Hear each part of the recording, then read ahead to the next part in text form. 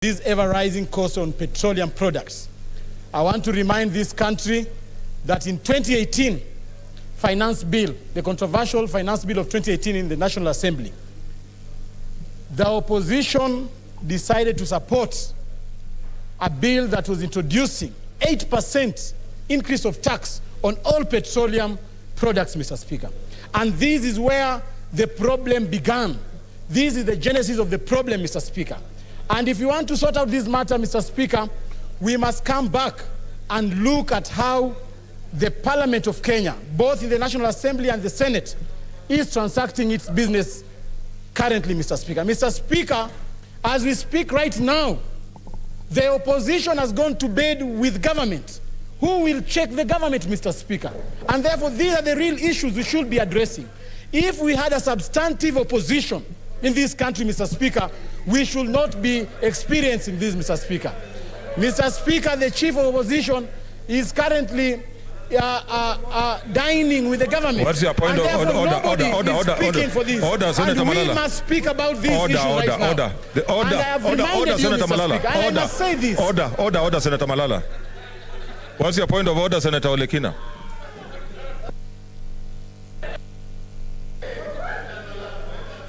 Mr. Speaker, it's a bit absurd for a member of the opposition to come out here and stand and say that this country does not have an opposition. We are not discussing issues of government or opposition. So, Mr. Speaker, in this House, we only have two sides. We have the government side and the opposition or the minority side. So the former minority deputy leader must now decide whether he belongs to the gallery or he sits on this side of the House and agree that if all of us have failed, it is all of us, not to come and point fingers. So finally, Mr. Speaker, I want to request my dear friend to stick to issues that we are dealing with that relates to the welfare and the economy of this country, but not to keep dancing on the issue of the opposition. We know where we stand. Okay, Senator Malala, proceed. Conclude. Oh, Senator, order, Senator Malala. Yeah. Let me order. Senator Malala, I know that your past can assist you, but not on the floor of the House. Please proceed. Mr. Speaker, thank you, but it must be known that as we speak right now, Mr. Speaker, we do not have a coalition called NASA. The official opposition as we speak right now is ODM, and therefore it is important for them to keep the government on check.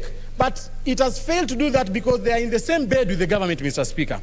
So I want to ask this House, Mr. Speaker, to look into this issue more critically and find a solution. I want to join Senator Olekina as he says, I am a member of the Energy Committee, but this matter is bigger than a committee, Mr. Speaker.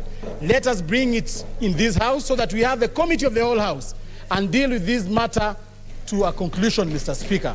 Otherwise, Mr. Speaker, I still want to remind the members of the opposition, kindly rise to the occasion and check the government. Thank you. Order,